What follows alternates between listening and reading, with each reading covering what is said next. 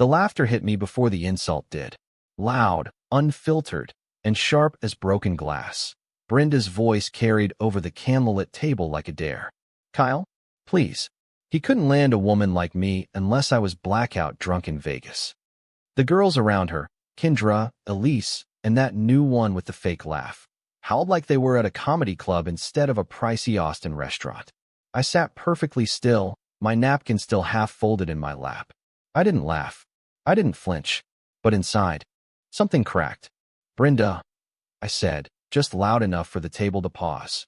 If I remember right, you didn't exactly have a lineup outside your hotel room that night either. That shut them up for all of 2 seconds. Then Brenda's eyes narrowed like a snake about to strike. Oh, cute, she snapped, twirling her wine glass. Is that your big comeback? You know, sometimes I forget how sensitive you are, until you try to act like a man in public.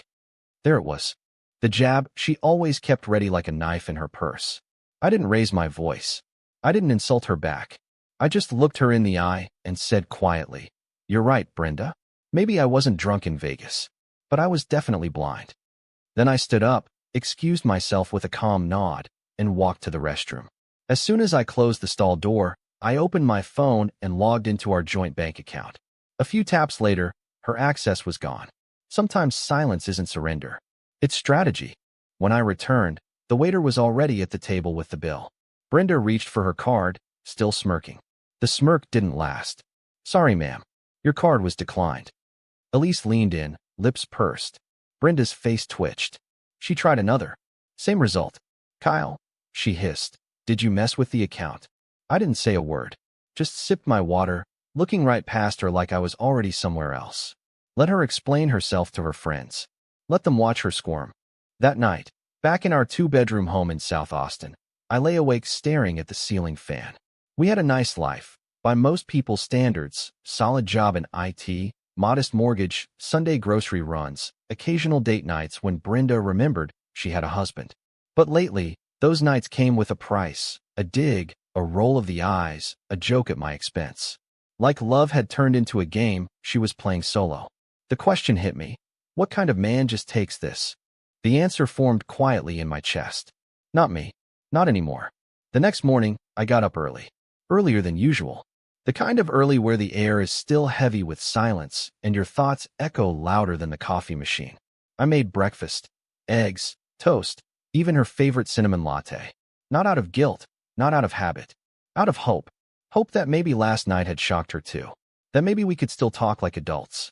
Brenda shuffled into the kitchen in her robe, eyes puffy, hair still tangled from sleep or leftover anger. She looked at the food, then at me like I'd committed a crime. What is this? She asked flatly. Breakfast, I said, placing her mug down gently. I figured we should talk about last night. She didn't sit, just crossed her arms and tilted her head like I'd insulted her with kindness. You think this little apology breakfast makes up for humiliating me in front of my friends? I blinked. Humiliating you? You froze our account like some psycho ex-boyfriend, Kyle.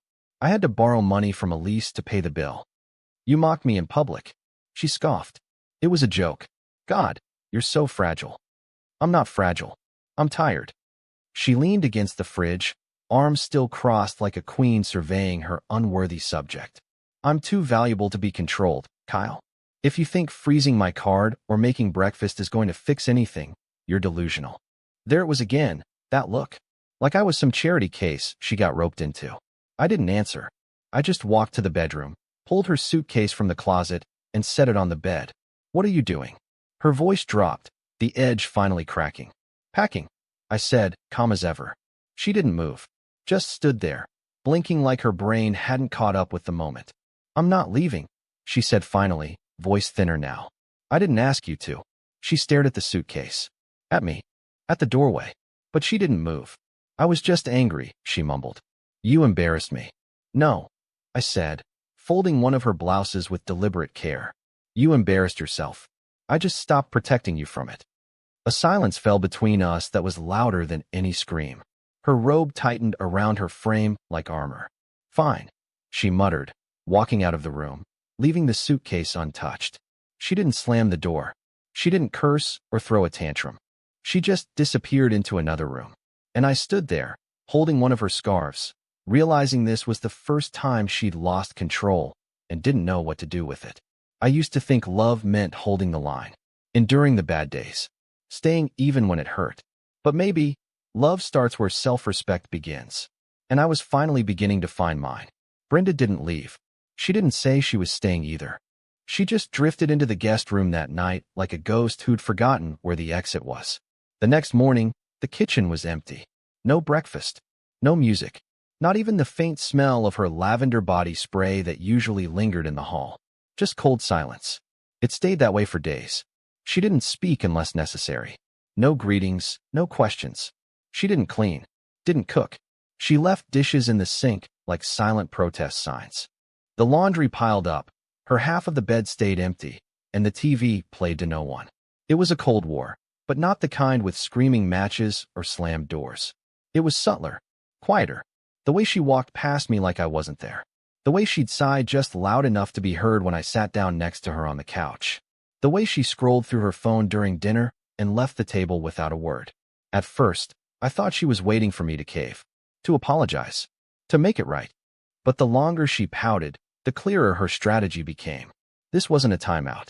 This was power play, emotional starvation as leverage. Fine. Two could play that game. I started handling everything myself. Grocery runs, dishes, laundry, even the annoying leaky faucet in the guest bathroom she'd been complaining about for months. Quietly, without a word. Then I made a few changes. Her access to my coffee grinder? Gone. She didn't even know where I moved it. My calendar reminders for laundry? Switched to silent. If she wanted clean clothes, she'd have to ask, or do them herself. I wasn't cruel. I wasn't petty.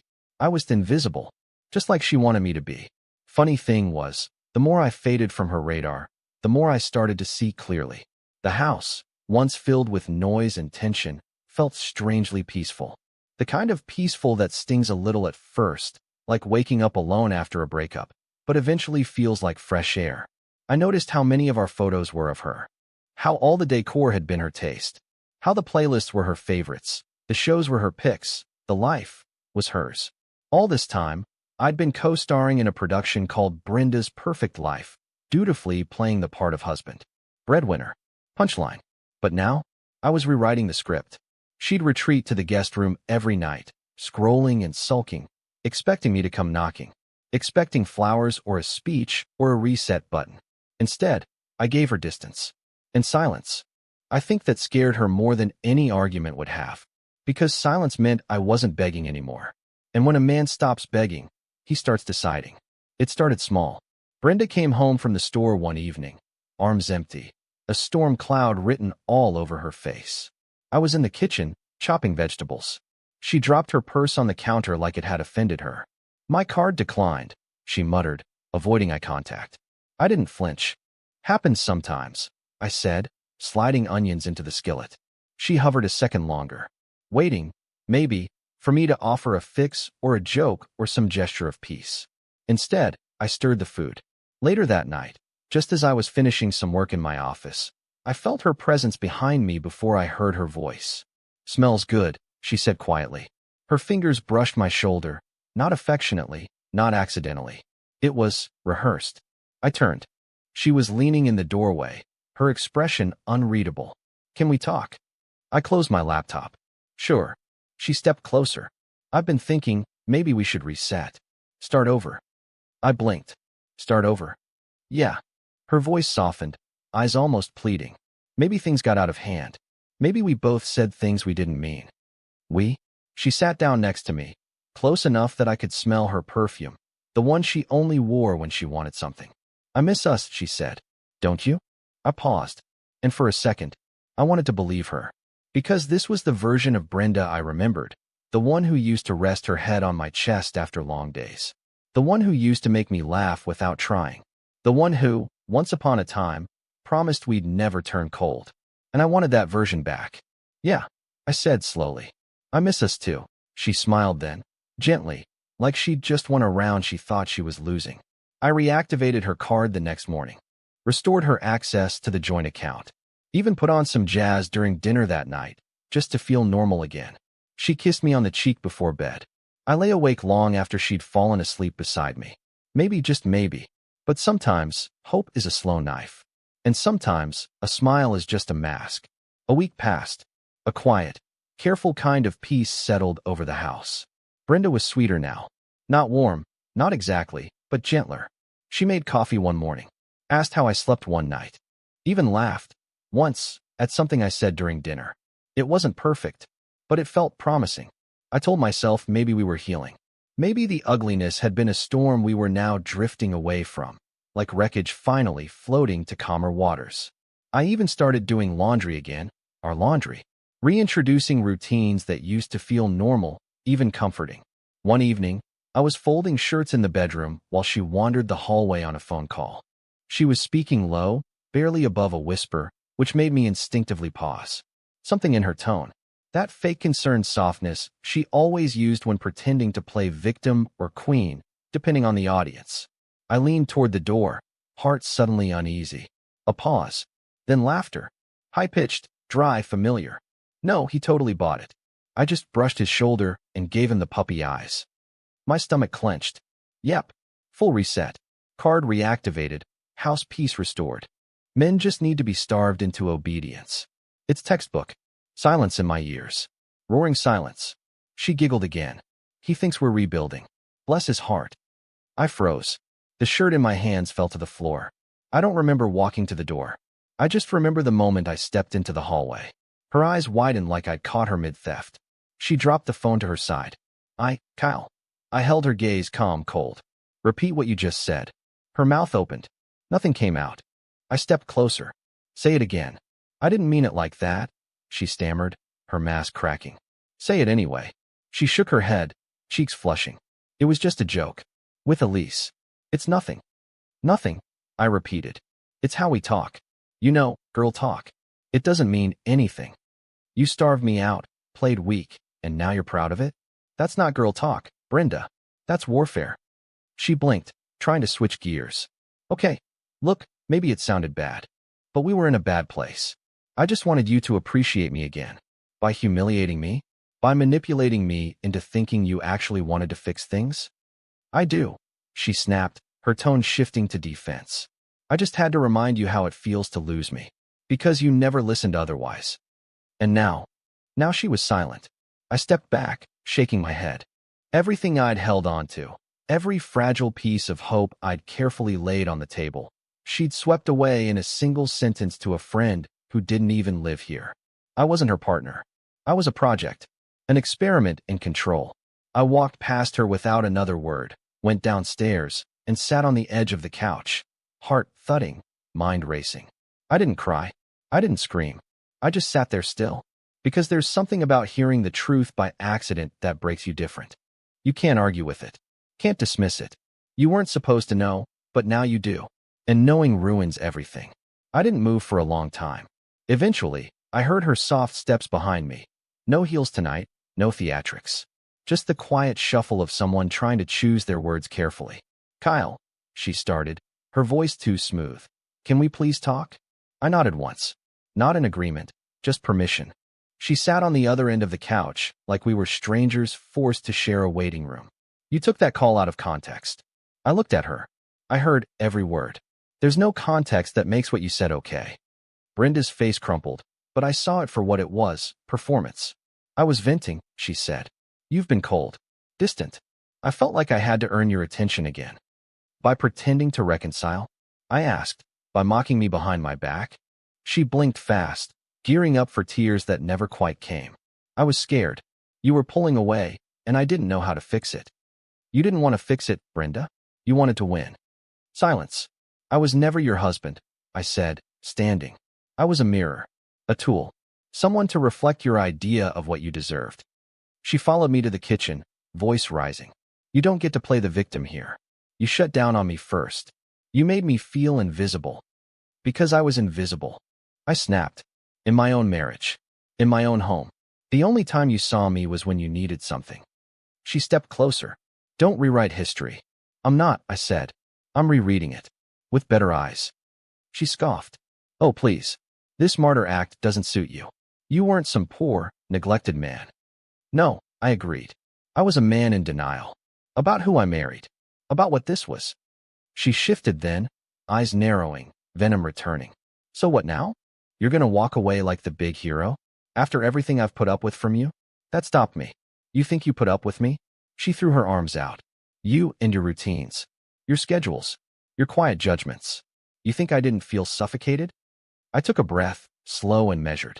You know what's wild? I kept thinking I was the one losing you. Turns out, I never had you. Brenda turned away, pacing like a lawyer preparing a final argument. This isn't what I wanted.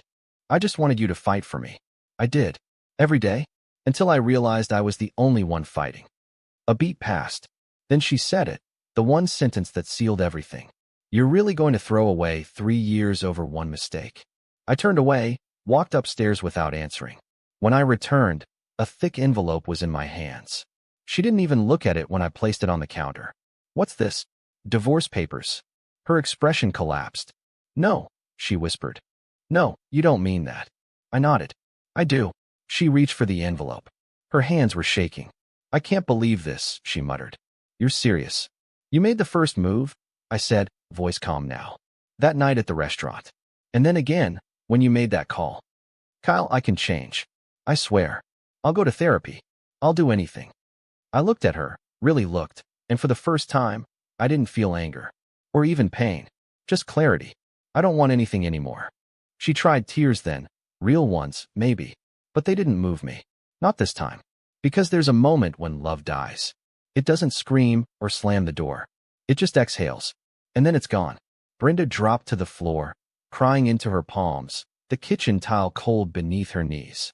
I watched her for a moment, then walked away, not to punish her, but to save myself. 2 months later, I sat across from my lawyer as he pushed the final documents across the desk. That's it, he said. It's done. I signed without hesitation. The house stayed with me. So did the car, the savings, the peace. Brenda left with a suitcase and silence. When she pulled out of the driveway that last morning, in a borrowed car no less, she didn't look back. Just stared forward, hollow-eyed, watching the life she once mocked dissolve in the rear view. I stood on the porch, arms crossed, the sun just beginning to warm the sidewalk. Her heels clicked on the pavement like punctuation marks to a sentence she never thought would end. And me? I finally breathed. The house was different after that. It echoed at first. The absence of her voice, her perfume, even her chaos, it was loud in its own way. But I filled it with music, with routine, with quiet joy.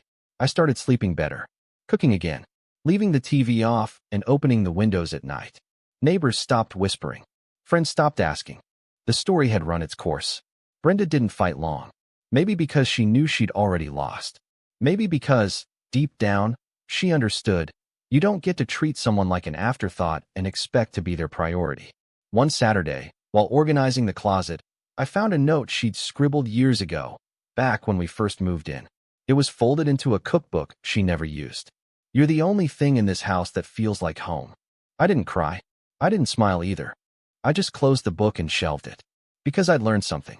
Love doesn't die in a single betrayal. It dies in the slow erosion of respect. The casual cruelty. The private jokes at your expense. The choices made in shadows and justified in daylight. Brenda had taught me that. And oddly, I was grateful. Not for the pain, but for the mirror. For the wake-up call. For the reminder that love, without respect, is just decoration. A month after the divorce, I met someone new. Nothing serious. Just coffee, laughter, honesty. And it felt different. Not like a rebound.